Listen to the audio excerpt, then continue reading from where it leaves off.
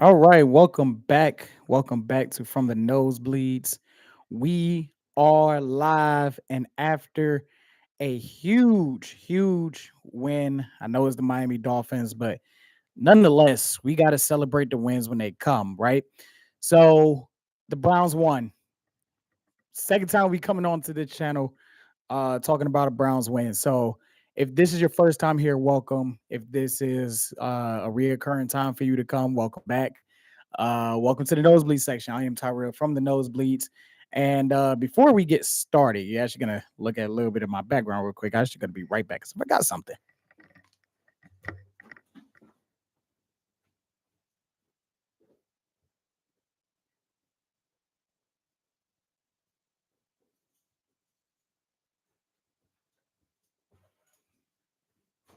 All right, now that I got that, and yeah, so the Browns win 31-6. If the Browns are boo boo, as I heard somebody say, then the Dolphins are diarrhea. But today, this is what I meant to grab. Oh yeah, boy, that's called that belt to ass. Woo! It is good to say that the Browns put. Didn't snap it. Didn't snap it. Boy, it's good to hear that. And it ain't your team, boy. Yeah, belt to ass on the Miami Dolphins. So, um, and it's good to hear the Browns scored 31 points. Unreal. The offense put up 24 thanks to a lot of help with the defense. 3 turnovers, 21 points off the turnovers. So that is what something we've always talked about on this channel, right? You got to win time of possession. You got to control the field. You got to create turnovers. You got to capitalize off those turnovers. And that's exactly what the Cleveland Browns did. So last week it was like a funeral on this channel last week. It felt like, and this week it's the Dolphins, right? And if you're Mike McDaniel, let's be real here. That is a issue of firing, right? Like to get this out again, to get belt to ass by the Cleveland Browns, the 1-5 Cleveland Browns, to get that on your resume when your seat is on fire. That is a fireable offense. If I'm a team owner, I am firing you because this was a time to prove if you can handle the pressure, right? This was time for like essentially like let's see what you can do. Let's see what you can do. 1-5. We just had the incident with Tua, like calling everybody out, and like they gratefully like play like crap. Let's be honest here. And the weather for this game, it wasn't pretty. It wasn't ugly as that can get here in Cleveland. Matter of fact, that rain and temperature and wind that they were expecting for this game is happening right now. Like as we speak, it is raining like cats and dog, at least where I'm at right now. So there wasn't a lot of that. Like, yes, there was rain, but it was on and off. It was some drizzle there, this, that, and the third. But I felt like coming into this game, I know we didn't have power rankings last week because I just needed a mental break. I mean, let's be honest here. I needed a mental break from the game last week, from continuously talking about it and everything like that. So I took a break from the power rankings um, this week, and let's just do this. Let's run down the scores of the day, and then we'll go into why I didn't do the power rankings, and then I'll go over like the predictions that I had, and let's match that up, right? Power rankings will be coming back this week. I just like I said, I just needed a mental break. That was a rough week of football. That was just a rough week to go through, and I think it feels good to finally like have a week where we can feel good about something, right? Like this was we needed this. I think Browns fans, the organization, the players, like everybody needed this. Like with Miles Garrett saying what he said, um, you know, about how hard it is to win or how hard it is to pull yourself up despite the losing. Grant Delpit saying that he has forgotten what it feels like to win. Um, the discourse and like the overall like clashing between. It seems like it's been a civil war with Browns fans over the last like 5 years, right? So this feels good that we can come together and celebrate a win, right? This does not mean that the hot seat has cooled off for Kevin Stefanski. Let's be honest here. It hasn't. This defense played exceptionally well and it set this offense up to produce what it produced, right?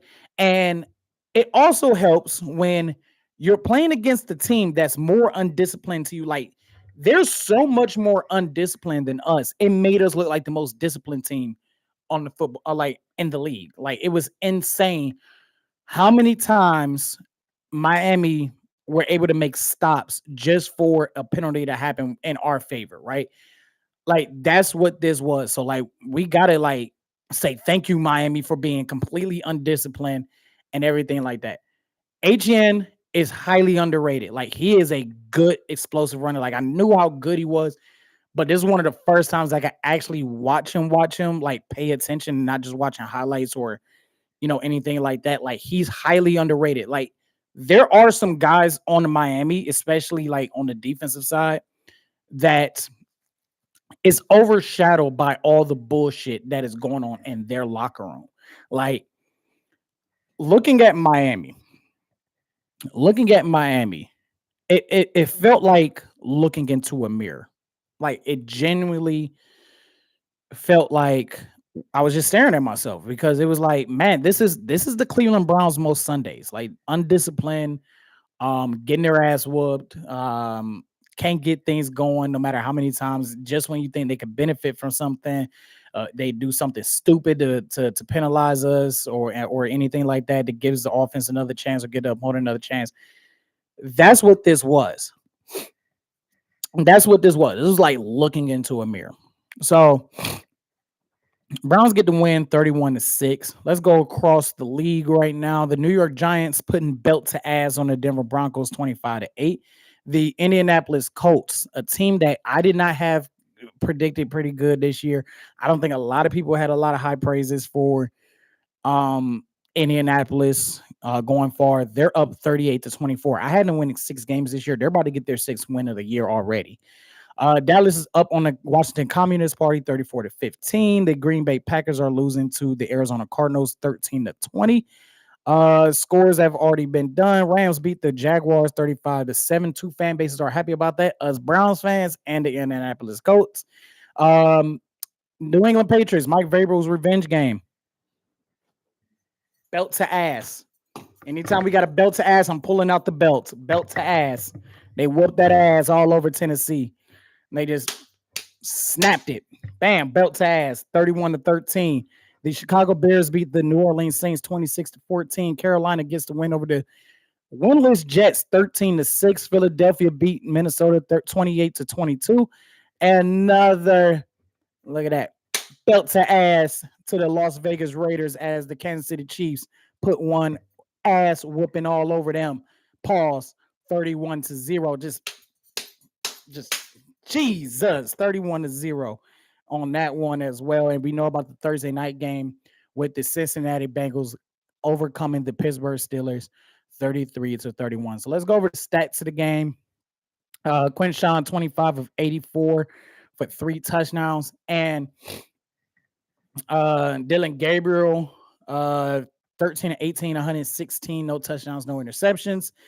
They was able to get Dylan Sampson involved a little bit more than they have over the last few weeks. I felt like he was not as much as week 1, but more involved in the offense compared to like any other time. We really didn't pass a lot. So like to go from 58 dropbacks to just like 19 dropbacks, 18, 19, 20 dropbacks is an improvement. This was a type of weather you really couldn't be passing the ball like that. And let's be honest here, like Stefanski took the ball out of Dylan Gabriel's hands.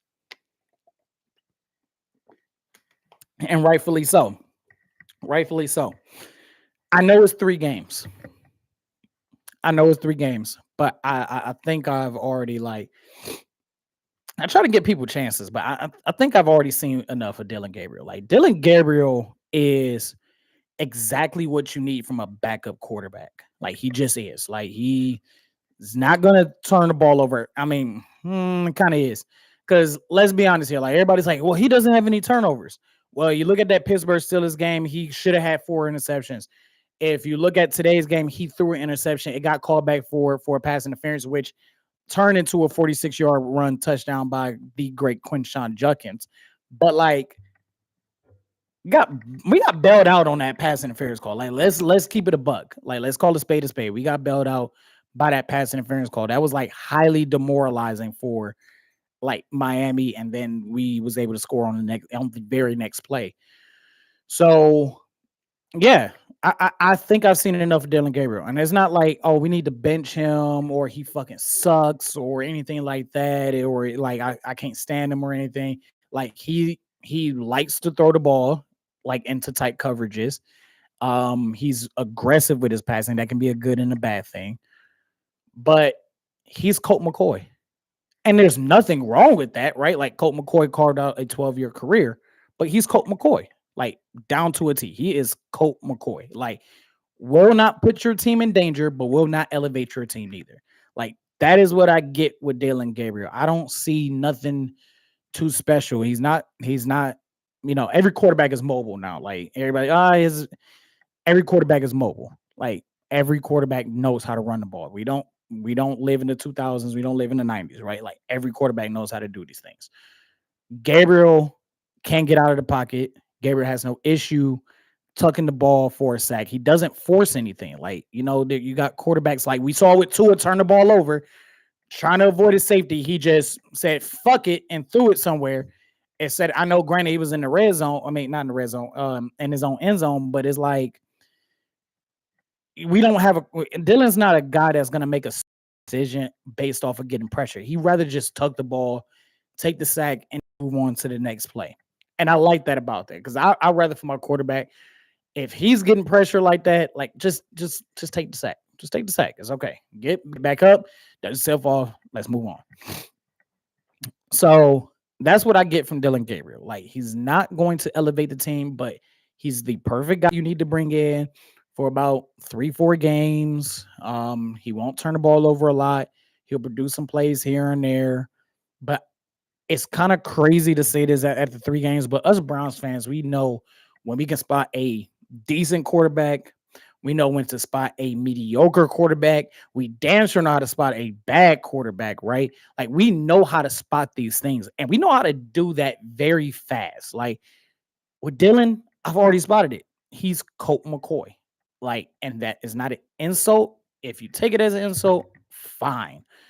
But that's not an insult coming from me. Like, I don't see you being a Colt McCoy comparison as an insult. Colt McCoy had a very good career, a productive career as a 3rd-round draft pick, ironically enough. Colt McCoy had some of the most starts when he came out of college. Colt McCoy had led the entire nation in most career wins of any quarterback in the nation. And when Colt McCoy played for the Browns, he didn't do a lot to let us down, but he also didn't do a lot to elevate us. He was the perfect backup quarterback. Exactly what Colt McCoy did throughout his entire career, whether it was with us, with the Giants, with the Cardinals, with anybody. Colt McCoy was the perfect backup quarterback. That is what I'm starting to see with Dylan Gabriel. He's going to be the perfect backup quarterback. Is he going to be the guy for this organization? No. Is he a better option than what is out there? Absolutely. We saw what happened with Cincinnati. We see what's going on in Minnesota. Like he's better than Jake Browning. He's just as equal as Carson Wentz, right? Like, nothing too special. Thing is, Dylan needs to stop trying to thread the needle so much. Like, I don't have an issue with that, but like I said, he should really have 5 interceptions. He's blessed for 4 drop passes and a referee that threw a very questionable pass interference play. So that's my thoughts on that. And I think the organization, and I don't want to put too much stock in this, right? Because I think a lot of people already are putting a lot of stock into why he only passed the ball 18 times. Let's be real here. Wasn't I just on this show last week? For anybody that came back from last week, I was just on this show last week saying, how could you justify letting your rookie quarterback in his second start drop back 58 times, right? So I'm glad that wasn't the thing. I'm glad we was able to put the ball into our best playmakers' hands. I'm glad at the fact that Quinshawn produced what Quinshawn does. I don't care about the, oh, well, if it wasn't for the 46-yard run, I don't care about that. Quinshawn Judkins is running behind one of the worst offensive lines in the league, and he produced 3 touchdowns. Quinshawn Judkins is running behind one of the worst offensive lines in the league, and he burst one for 46 yards.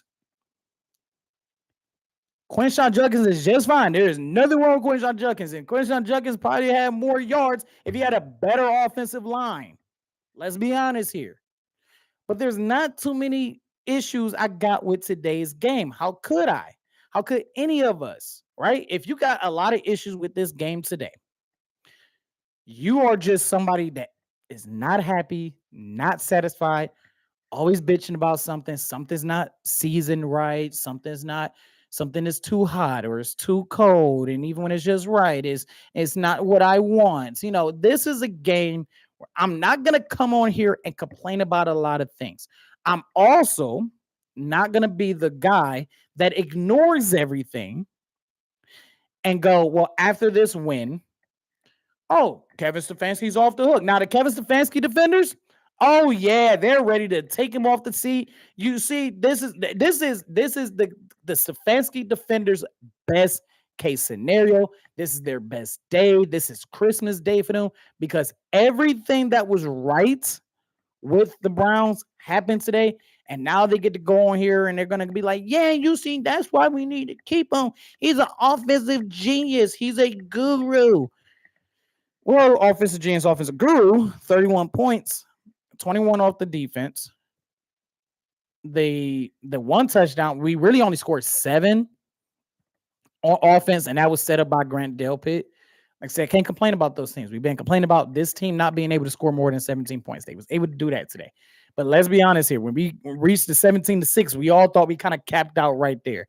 And then Tyson Campbell, who is starting to already show he is worth the trade for Greg Newsome, and we have him for another 3 years, that he is good. Like the HEN run, I think HEN had his own 46-yard day, 46-yard run. Yeah, that one 46-yard run where it was only 3-3 or something like that, or maybe it was 3-0. Let me look through my notes here. I can actually somewhat pinpoint it because I think it was in the first quarter. I didn't write a lot of notes today. I just realized. Yeah, that was in the first quarter when we were up 3-0 and HM ran it 46 yards. Cameron was the only one to catch the motherfucker. And I was like, I didn't realize he was that fast. I did not realize, like, HN's a fast motherfucker. Like, HN is a fast person. So and I get a little excited. I said I was going to stop the cursing, but yeah, it is what it is. Like, HN's a fast dude. So the fact that, like, Campbell caught him the way he did, I think if Newsom was on the team, HN would have took that to the house. And we would be talking about a completely different game. But, like, Miami did everything that the Cleveland Browns usually do week to week. And it's like I was already on the fence. Well, not on the fence, but it's like you could start to see why everybody was saying Mike McDaniels need to be fired. Today it was like, hey, he got to go. If I'm a Miami fan, I am like pounding my fist on the table like I was last week. Like he has got to go. But I'm glad he was here today. As you guys saw with the thumbnail, I hope you guys like that style. A little bit of cartoon character picture. They're riding the tanks because this was a tank bowl at the end of the day. So, congratulations to the Miami Dolphins. You get the second overall pick now. This was a tank bowl. This is your typical tank bowl. So, like I said, I don't have a lot of complaints. Even with the win, even with everything, Stefanski's job is still on the line. And I'm going to be honest here. With a lot of people, this is the one thing kind of Browns fans come together because we all want to win, right? A lot of people are going to go, well, we got to win these games. We got New England, right? We got New England next week. That's going to be tough. And then we got a bye and then the Jets, right? We go 2-3 in that. People are going to be happy with that. However, somebody like me who knows that there are bigger problems than wins, losses, what's going on off the field, that is actually paying attention to what's going on, and not believing in all the conjecture that they give us, I will say this: every win keeps Kevin Stefanski in Cleveland. Every win keeps Stefanski in Cleveland, and I'm telling you this right now. With all the wins that's going on, it's probably worse for the organization in the future because at the end of the day, this league is results based, and you had Adam Archuleta and Spiro Agnew on the broadcast with everything that was going on, and Adam Archuleta's he has said this a lot because like they said they mentioned they have covered 17 Browns games over the last 8 years. That's a lot of games for a commentary team. And I know another group is, well, now that he's not with Iron Eagle no more. I think Charles Davis used to be with Iron Eagle. Iron Eagle has called a lot of Browns games over that same amount of time frame. But what Adam said was like telling. Like I can kind of tell, like he's kind of close to the fan base because he mentioned he has a wife that is from here. Her family is from here. They come up here a lot to see family, especially during the off season. So he understands what compared to like any other fan base, right? Probably like outside. I think he played for Tampa. I can't remember what team Adam played for off the top of my head, but I believe it's Tampa. Like outside the teams that he played for, right? Like he understands what the discourse is, what the discussion is, what's going on, like amongst the fan base, right? He says something telling that's like, to me, as a national broadcaster, like he is, to me, he's in the know. Like he's a part of us, like by de facto. Like he kind of is our voice in a sense, like to an extent, but he kind of is. Like he understands everything. Like he didn't go into great detail, but like the way he was talking, I was like, okay, I kind of figure you know what the French toast you're talking about. But he comes off as the Kevin Stefanski defender, and the same discourse that the Stefanski fans have, it's the same thing Adam Archuleta was talking about.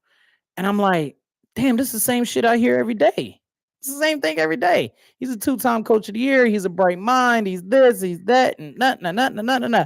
And it's like, we are using our past to overlook the problems that is going on with this organization, what is going on the field every single time. That's the issue. Like, I need Browns fans to realize this. Like, this has been an ongoing thing over the last like 3-4 years, right? So every win that Stefanski has, the supporters get stronger. But to me, his seat is still on scorching hot fire. It just is. Every dog has their day. Every bad player, bad coach, or whatever, or coach on a hot seat have a day like this. Today was Kevin Stefanski day because Kevin Stefanski went up against a worse coach than him. Does that mean that make Kevin Stefanski need to keep his job and let's start putting the fire extinguisher on the seat? No, it don't. I'm gonna put it to you like this. In my point of view, if we turn around and make the playoffs, it don't even put him out of there. Because even when we weren't winning, I saw right through his BS before anybody else did. This whole now the whole hero and Deshaun Watson talk is gone dead in the water. Now that's dead in the water, right? So I say this to say all that, right? We string along 2 out of 3. It's over the next 4 weeks because we got over the next 3 weeks, 3 or 4 because we got the bye week. So it kind of threw me off a little bit. But over the next 3-4 weeks, we win 2 out of 3. There's gonna be people that's gonna be like, yeah, this is why you shouldn't fire Stefanski. But even through this win, you can see the issue Kevin Stefanski got. It's kind of funny that we only had 26 offensive yards. We usually produce more yards, but we actually won.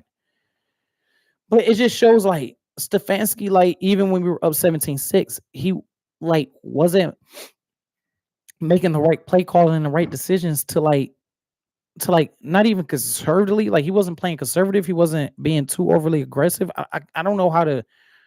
I'm be honest with you. I don't know how to fully explain it right now, but it's one of those things where I'm like, it felt like it felt like at times he was coaching to keep Miami in the game when it should have been over with, right?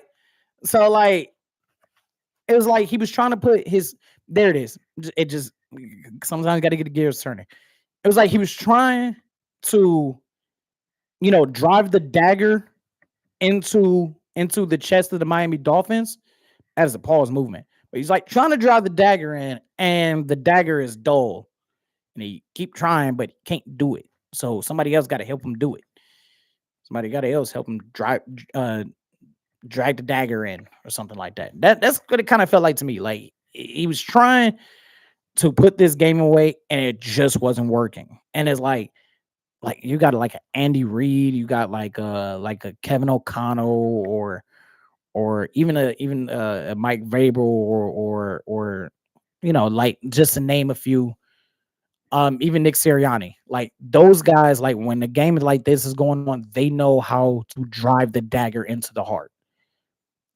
Kevin Stefanski don't know how to do that, right? Like again, defense defense bailed out, but it was all around complimentary football. That's what I've been complaining about. And even then, our special team is still ass because letting motherfuckers get to the 50-yard line and all that other shit. Like, come on now, Ravatron get fired. Um, but yeah, that's what it kind of felt like to me. Like he just didn't know how to drive that dagger into the heart. So Browns win 31-6. Here's what we're gonna do. We're gonna let's go over scoring plays real quick. I didn't write a lot of notes on this game today because it was a little sloppy. To be honest with you, I debated even watching this game. I'm glad I did. Schmidt hit a 30-yard field goal. Patterson hit a field goal early in the second quarter to make it 3-3. Judkins did a 46-yard run after a questionable pass interference call, made it 10-3. Also, the Alpha Dog uniforms 2-0. So it seemed like we need to wear all brown, right? Um, Miami's more undisciplined than us. Dude, like I said, if the Browns are crap, the Dolphins is diarrhea water. Like just if it's two bad teams, but one you can tell which one was the worst of the worst. And that's not even like a talent thing for Miami. I think it's more of a coaching thing. Like, yes, they need a new quarterback. Like, there is no doubt about it. Like Miami and Cleveland, the more and more I watched the game, the more and more I was sitting back, yeah, I was enjoying I was enjoying that ass whooping. I was enjoying that belt to ass, right? But like the more and more I also sat there, I'm like, they are just like us. Like an incompetent head coach who has been deemed as a media darling, as this smart guy who, is innovative and look what he can do and look at his past, and that's why you should keep him. But like when you look at the glaring holes, when you like pay attention to what's going on, you kind of realize like, holy fuck, dude, like these guys are the exact same. They're the exact same.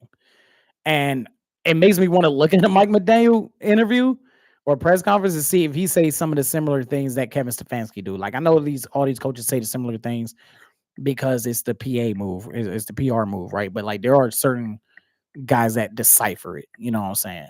And I wonder if he does the same thing. It made me wonder, but like you got a team that needs some changes at each position, but they need something over there. Myles Garrett finally got a sack for the first time in 3 games. Um, Judkins got the touchdown with the Wildcat. I love seeing the Wildcat, and it's kind of funny knowing football history how Miami popularized the Wildcat formation back in 2008, and then we used it against that organization. Yeah, Judkins 4-yard run touchdown um, off the Wildcat. Grant Delpit had a great game. This entire defense had a great game. Judkins had a great game. So my 3 stars, 3 performers of the game is Tyson Campbell, Quinshon Judkins, and Grant Delpit. Just they made plays throughout this entire game. Made plays throughout this entire game. Everybody else did, but Alex Wright so good. And he's underratedly fast. Again, the front seven is immaculate. Like, and this team on defense plays like the Legion of Boom when they're at home. I don't know why they can't do that on the road, but they can do this at home. So yeah, Miami's kind of in the same predicament as us. There's some talent there, but like they got the wrong quarterback and the wrong head coach leading the way. And there's a lot of changes that need to be made in Miami. So let's go over Kevin Stefanski's victory speech, and then let's go over his press conference, and then we'll update the scores, and I'll also talk about what's gonna end up going on throughout the week. Power rankings, like I said, I didn't do power rankings this week. Everything with that Pittsburgh loss and all the online discourse, I had to. I just needed a mental break from football talk and the channel in general. But we're back on it. We're back full swing. So let's go ahead and go over the victory speech now. We'll go over any chat room because it's only like 4 people watching, which I appreciate you guys, man. Like everybody that's watching, liking, sharing, and subscribe. Please like, share, comment, and subscribe. I want to know what you guys think and want you guys to keep on coming back. So let's go to the victory speech first. Hey, fellas, how about that teammate game right there? Yeah! How about supporting each other? How about supporting each other? How about pushing each other? How about celebrating with each other? Okay? That's what it's about in this team game. When we push each other, when we pick each other up, I appreciate how you guys work. There's some good on that field. First, I'm going to start here. Just broke. Oh, before he go over that, fair use. Don't want this getting taken down. Cleveland, NFL, fair use. We're reviewing. Starts by a Brown since 1999 when Browns came back.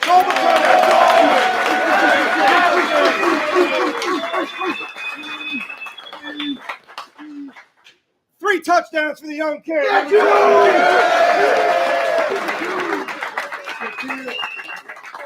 Okay, some good out there. Some good. +4 turnover margin. Okay?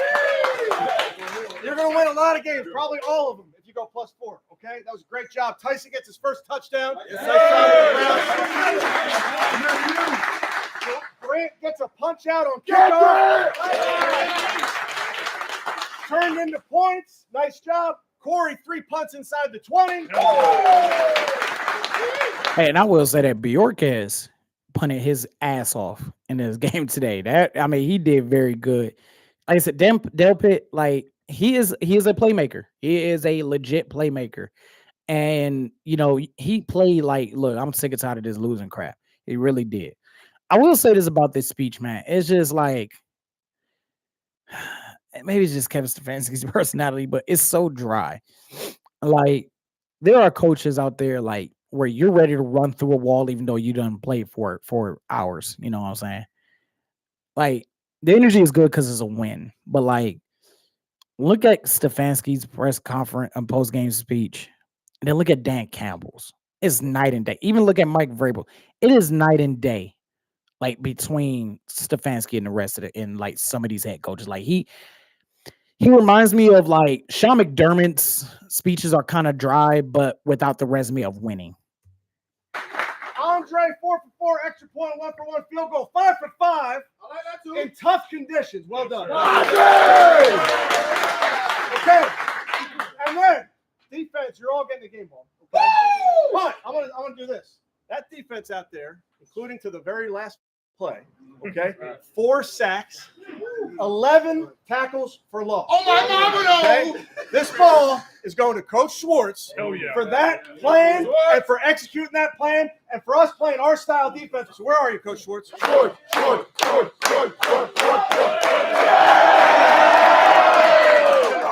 Well done. 300-pound bench and all, Jim Schwartz. Look at Schwartzy real quick. Holy Toledo. That dude is yoked to the gills. Look at that. Look at that, dude. Did he say he benched 300? He benched 300. I believe it. Look at the definition of his back. Dude's yoked to the gills. Hell yeah. Well done. 300-pound bench and all, Jim Schwartz. Come on now, Schwartzy. Schwartzy look like he can go out there and play defense right now. I agree. I was looking at Miles too. I'm like, bro, Miles looks so uninterested. But Schwartzy looking crazily yoked for his age. Like, that's why they play tough on him. He probably be in that weight room benching some of our defensive players. That's what we're talking about, Schwartzy. Let's go over to Kevin Stefanski. Oh, Lord have mercy. Let's hear this conjecture, even after a win.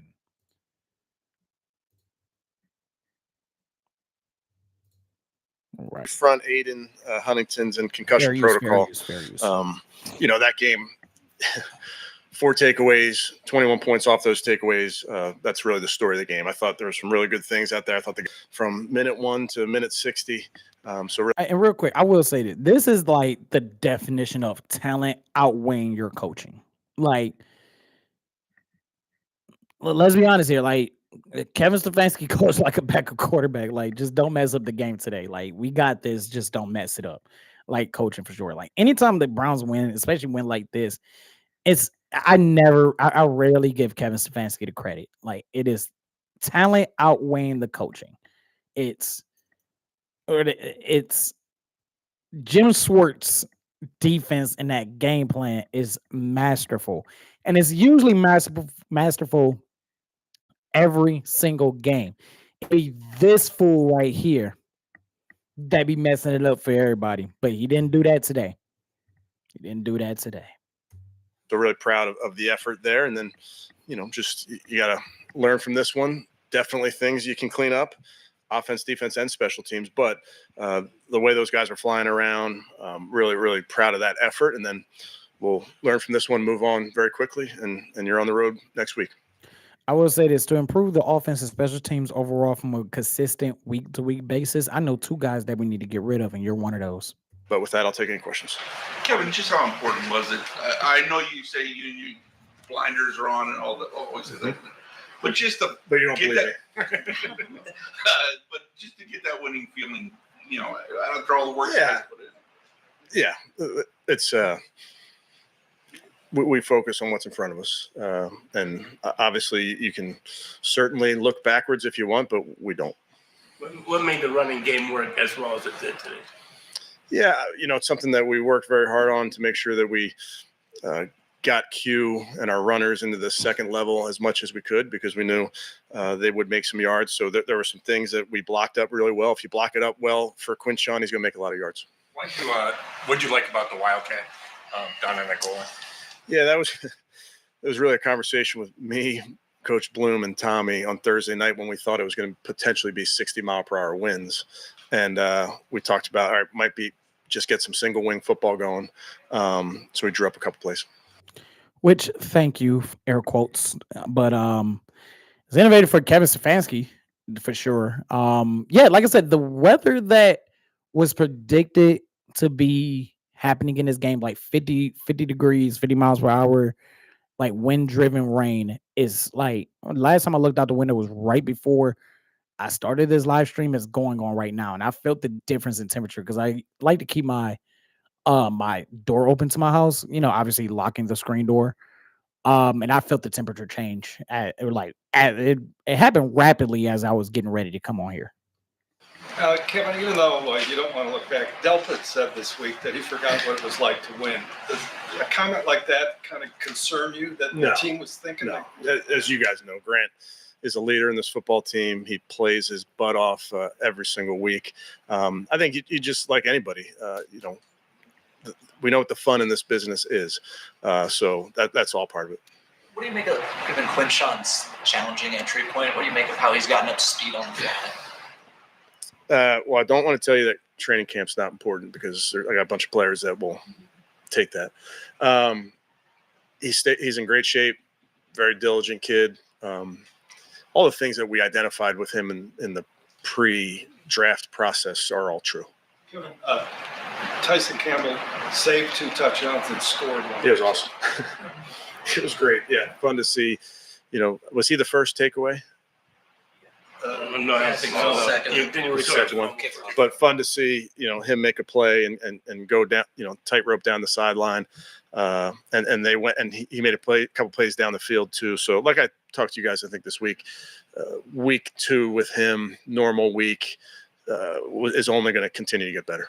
Kevin, along the same lines as Myles Garrett had come out after the game last week, talked about frustration over how you guys were losing every week, and then on Friday also kind of questioned the lack of running in that game and reiterated his frustration. So, I mean, how did you feel about how he went about that, and yet everybody backed it up and backed him up this week? I won't get into any conversations I have with our players, Mary Kay, and we all want to just continue to work, and obviously that's what we'll do.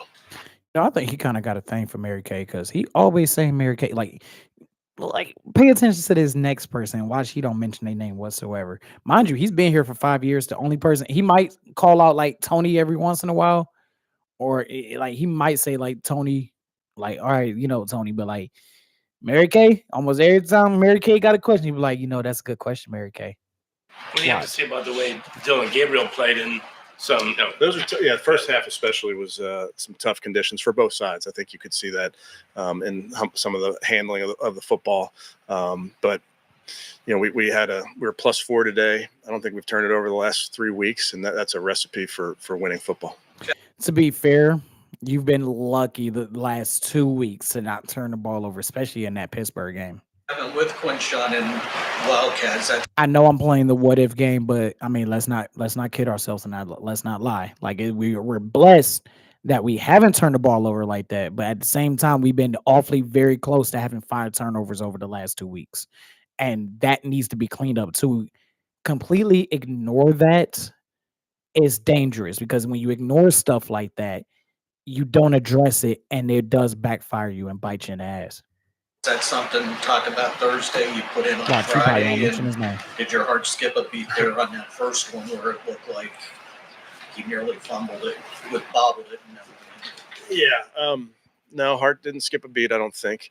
I trust these guys, Joe, and I think, he's his name. That was something that, again, really well executed by our guys, and that's a testament to the players and the coaches for getting them coached up. It felt like Miles was moving around more than he normally does. What did you guys see He that was. allowed you to do that? Yeah, that's going to be part of what we do really in every game. It's so matchup based oftentimes, and making sure that you get Miles where you want him. Is the only reason you took the ball first was because of the conditions, or did you just want to get on It the was scoreboard? because of the conditions. I did that for you, Tony. Defense hold him out of the end zone. Hey, didn't I tell y'all? He'll say Mary Kay. He'll say Tony. I don't know if you remember everybody else's name. I think he said Joe. Anybody remember Joe? I'm sorry.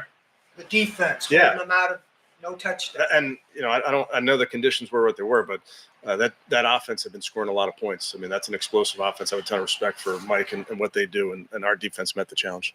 How impressed were you with your safeties? Kind of looked like Grant made a ton of plays, and then Rashawn too. Yeah, Rashawn obviously had a bigger role this week in some of the matchups we wanted to get to, but I thought those guys played really, really well. I mean, we played hard. We played hard like we do. Ball found us a couple times, and as we've talked about, those takeaways coming in bunches. Kevin, how did it feel to, you guys were away from Huntington Bank for almost a month, come back, come down here in these horrible conditions? How good did it feel?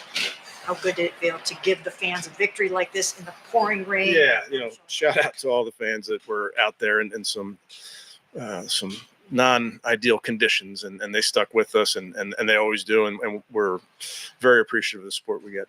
With Quinshon, he's increasing so much so early. What's the future look like? I think, like I've told you guys, young players get better. They learn from mistakes, and it's our job to coach them up. So he's a young player that we think very highly of, but I think he will only get better. Kevin. And I'm going to say this about the conditions, considering the fact of what they were predicting for this game. The conditions like very ideal, considering 50-mile-per-hour wind, 50 degrees, wind driving rain.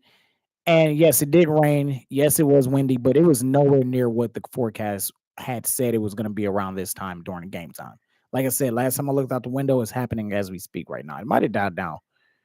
I don't hear any rain hitting my roof. So, I mean, it might be light rain, but like overall, like compared to what was forecast, it was pretty good conditions. Still bad conditions, still not ideal conditions. But you know what? That's football, and they're trying to take it away from us. But football is supposed to be played in all elements, not named lightning or tornado. So you got to play out in these conditions. And Dylan only had like 116 yards passing, but I mean, he used his legs a lot to get out of trouble. He didn't turn the ball over for the third straight game. How important are those kind of things to you? Yeah, I think every game is different, Mary Kay, and what you're going to have to do. I thought a couple times we were trying to get him on the perimeter in these conditions, knowing that it's going to be hard to start and stop. I we have to do a better job of getting some guys open throughout this game. Up there it is. Got to do a better job. Oh boy, Stefanski, he was almost there. But to play clean is really important. Was the plan always to rotate the guys right there? Yes. And then Jack and Mike not being able to go, not out of protocol, and then what with Mike? Did Jack not clear the protocol? Yeah, he's getting better every single day, and then same with Mike. Kevin, you sort of saw the varying degrees of like how penalties can really hurt teams. Yeah. Miami had a ton that helped you guys. You guys have had that happen a lot in the past. Just how valuable was it to not have that be an issue? Yeah, it was important. Obviously, we were the beneficiary of some, and some of those come when you're playing really hard. Like on special teams, if you're playing really hard, you're going to draw some penalties, and I thought that may have been the case a couple of those. And then we really focus on those pre-snap penalties and the ones that you can avoid. You know, we talk about avoiding the avoidables, and I think for the most part, we're pretty good today. I will agree with that. And on the defensive side, yeah, definitely on the defensive side with those pre-snap penalties, because notice, like over the last 2 weeks, I have not said Myles Garrett 1 per game. So it seemed like they addressed that. Yeah, they addressed a lot of things. I will say that as a positive. Like we were, especially compared to weeks past, and especially to the Miami Dolphins, we were very disciplined today, and that's been one of my main gripes throughout this entire year, and it's been my main gripe throughout the Kevin Stefanski administration. Do you feel, I mean, like a victory like this, in addition to everything else, can just kind of quiet things down a little bit and let you guys focus on what I think we're focused, Mary Kay, on what's important. We know what's in front of us, and that's where our focus will stay. All right, so Kevin Stefanski's press conference, victory speech, and all. We only got KA, man. Welcome back, new subscriber. He said, "I'll be the first to say, even in this dub, Stefanski is still not a dynamic leader or inspiring motivational coach of an NFL caliber talent." I completely agree with you on that. And you also said, look at Miles in the background talking about that victory speech. I think I addressed that earlier. Like, absolutely. So I think this is one of the shortest lives that we've had, ironically enough, on a victory. But yeah, there's nothing much more to say other than let's go through. You know, we never did go through Miami stats. Tua turned the ball over 12 of 23, 100 yards, 3 interceptions. Quinn Ewers 5 of 8, 53 yards. And let me just say this: McDaniels was sick of Tua's shit. Like, people go, well, it was already blown out and all that other crap. Like, you got to realize, like, Quinn came in pretty early in the fourth quarter. Like, usually when you bring in your backup quarterback at the NFL level, when you're getting blown out, it's usually like the last, like within the last 5 minutes, within the last 3, for real. Like, I think Quinn got subbed in at like, it had to be like 8 minutes left. I didn't really write down like what time that he got in, but it was pretty relatively early in the fourth quarter still. It was like at least their first possession of the fourth, or their second possession in the fourth quarter, which is like 8 minutes to go or something like that. So you can't really judge Quinn Ewers off of that neither. But HN 13 carries, 82 yards. And like I said, it was like looking in the mirror. Like, we physically saw Miami go away from the run, just like we saw Cleveland go away from the run last week. It was like looking inside of a mirror. Will the Browns bid up on this? I'm not sure. I hope so, but us fan base would have hoped that we were playing the New York Jets before the bye week, but we're playing the New England Patriots before the bye week. So you're talking about a team that's hot. I think the Patriots on a 4-game win streak. Let's see. Let's check the standings real quick. Let's see if this is updated. Yeah, the Patriots on a 4-game win streak.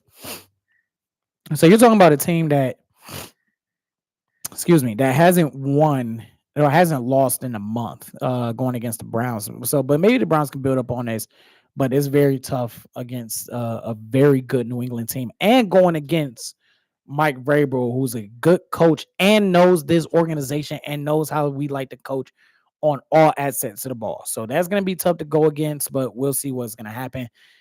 I don't get optimistic about the Browns, but we'll see how it goes. Holy Toledo. All right, let's check the scores around the league. Green Bay. So last time we talked about the scores around the league, which was just 40 some minutes ago. The Green Bay Packers took the lead over the Arizona Cardinals 27-23. It was 23-10 at that time. The Cowboys still putting that still a little bit of belt to ass action. 44-22 over the Communist parties. They don't have Scary Terry or Debo. The Denver Broncos, who were down 26-8, has come back and made it a 30-26 game against the New York Giants. And the Indianapolis Colts, it seems like that game, did that game go final? Yes, it did. Let me see a final score. And the Colts beat the Los Angeles Chargers 38-24. I think the Colts are a real deal this year. I don't think there's no doubt about that one. Matter of fact, let's look over the Colts. I mean, they're 6-1. Jeez, I only had them winning 6 games. They got Tennessee next week. So I say like the week after, like our bye week will be the Pittsburgh Steelers game. And living in Cleveland, we'll probably end up getting that game on the broadcast. So yeah, Colts, they're looking legit. Let's see. The New York Giants are driving down the field. What happened? It was 26-8 when I first started this live stream. And in that time frame, Bo Nix got a 7-yard touchdown run. Then he completed a pass to Harvey for 2 yards. And then Bo Nix got another 18-yard run as well. I don't know. I don't see any like major turnover. That's crazy because I literally was just 26-8. I was just saying the Giants putting belt to ass on Denver. But yeah, Browns win 31-6. A little bit of didn't snap. Little, there you go, right there. Belt to ass. Belt to ass. Belt to ass on the Miami Dolphins. I know we're 2-5. You can't really say belt to ass. I'm taking it. Belt to ass on the Miami Dolphins. 31-6. Power rankings coming out this week. More content, more non-football content will be coming out shortly. As I said in the State of the Address channel, go check that out. Please hit the like button. Please share. Please comment. Please subscribe. We are 5 away from 100 subscribers, so that is a nice milestone for a small town. No, well, not small town, but a small town burglary or a small YouTube channel like myself. Was just trying to get things up and going. For everybody that clicked in, that everybody that stayed over, I want to say thank you all very much for doing so. You rather just checked it out or you stayed around the whole time. It doesn't go unnoticed. I really, really appreciate it because I don't deserve it, at all. And, for giving this small channel, giving myself a chance to reach out to you guys, it's nothing short of great. Clean Browns win 31-6. Like I said, be back with power rankings. We got to catch up on some wrestling stuff. We got to talk about the Roger Jackson update. We got to talk about Vince McMahon update. We got to talk about, we got some things to talk about in the wrestling end, and NBA season's kicking off this week as well. NHL season, I think they already started. So we got to talk about a lot of things here, a lot of things to cover, and I'm just one person, but I'm trying to get to it the best way I can. Until next time, this is Tyrell from the Nosebleeds. Thank you all for coming to the Nosebleed section, and we hope to see you. I hope to see you all back in the Nosebleed section again. Every Browns game live reaction around 6:30. We'll be back here on another week of Browns talk. So until next time, everybody, thank you for joining the Nosebleed section. This is Tyrell from the Nosebleeds signing off.